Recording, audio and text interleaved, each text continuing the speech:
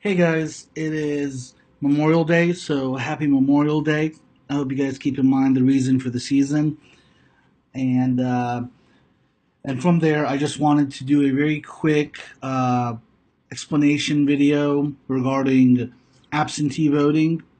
Uh, just a simple Google search, and I found out that the Oklahoma Election Board says June 1st is the deadline for registering to vote in the statewide primary. So we have about a week left or so uh, before the deadline is here, so you can vote in the Democratic or Independent primary.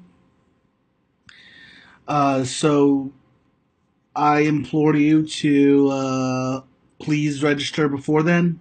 Uh, many of you are most likely already registered, but in case you are not registered, there are many easy ways to register to vote. Uh, just you could do something as simple as go to google.com, type in register to vote in Oklahoma. And by the way, I will be posting links regarding this. There are many ways you can vote. Uh, you can even do it on facebook.com, believe it or not. But let's go and so you can actually either search and see if you actually are registered. And for example, let's look myself up, Sam Mis-soum. My birthday is March 6, 1988. We do search, and there you go. I am registered and good to go. So you can do the same thing as well. And I will have that website up. It is right here. I will have it on the post. You can also uh, register online or just do it by paper. So I will have this link up. You can print this out, fill it out, and then send it in. Very, very easy. It's really just one page. Use blue or black ink and just fill in boxes 1 through 9 and date it, and you should be good to go. However, if you want to vote in the June 26th primaries, this needs to be done by June 1st, next week. Uh, you can also register online, but I think it is still something that is in process. So let's stick with just doing it the old fashioned way by paper. Now, there's a difference between registering online and registering as an absentee voter. So let's say, for example, you want to be able to, let's say you on June 26th you won't be able to vote in person, or you won't be in Oklahoma, or you'll be traveling. You can actually request an absentee ballot for the primary election. Uh, so you can do that by June 20th, as you can see right here, and that actual early voting begins June 21st.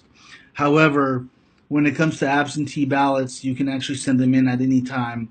But they have to be there, I believe, the day they have to be delivered and received to the election board the day of the campaign before 4 or 5 p.m. However, send it in early. That'll be always good. So your question might be, how do I apply for an absentee ballot? I've done it already, and I think it's very, very, very convenient. So I will have a link up for that, and that link is right here. So um, I'll have this link up, and you can do it either of two ways. You can either do it online or you can print it out. And I almost think doing it online is better because it literally takes 30 seconds. So I'll have that link up, and doing it online is very simple. Basically, you go ahead, you type in the county, and I'll try to do mine as much as I can here without revealing confident or sensitive information. So, for example, I live in Tulsa County, and then it's going to ask which one of these am I. For example, if you are a service member, a spouse of a service member, or a dependent, or an overseas citizen, do not complete this form. Actually, go to this website instead. But for the rest of us, we have these options. You're either physically incapacitated, you're the caregiver for an incapacitated person, you are confined to a nursing home or a veteran center, or all other voters. And I just clicked all of the voters. Right here, it's already checked off for you. I request absentee ballots for all elections in which I am eligible to participate for the calendar year of, and that is 2018. Let's now press continue. Now, what you do now is you type in your first name, your middle name, your last name, birthday, 6-19. You have to actually enter the slashes. Your phone number and email address is optional. Your street address. Now, this address of registration needs to be the actual address where you are registered to vote. And in case you've moved a couple of times, or I don't know, or moved within the same precinct, you have to be sure. Or let's say you want your ballot sent elsewhere. What you do is you put in your street address of where you're registered. But let's say you live in Oklahoma City now, or you live in Georgia, or you live in New York, or I don't know.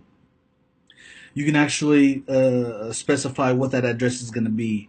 And in my case, I have it sent to my business address. In case you want it sent to your same address of registration, just click on that.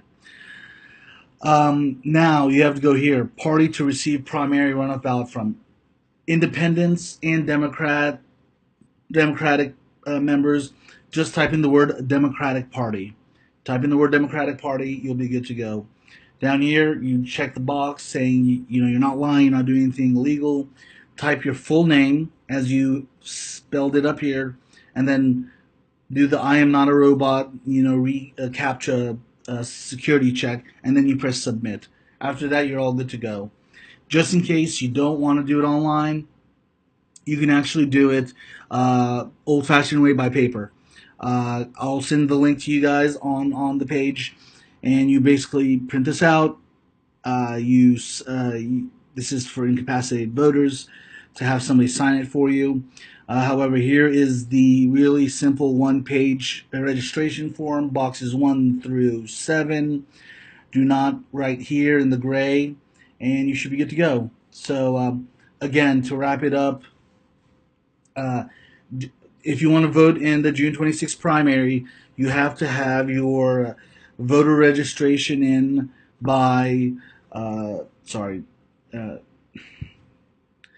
you have to have your voter registration by June 1st, as it says here. And if you want to vote by absentee ballot, you have all the way up until June 20th to request an absentee ballot. And if you remember what I just told you, the absentee ballot is either doing it online or doing it with this sheet, the absentee ballot application.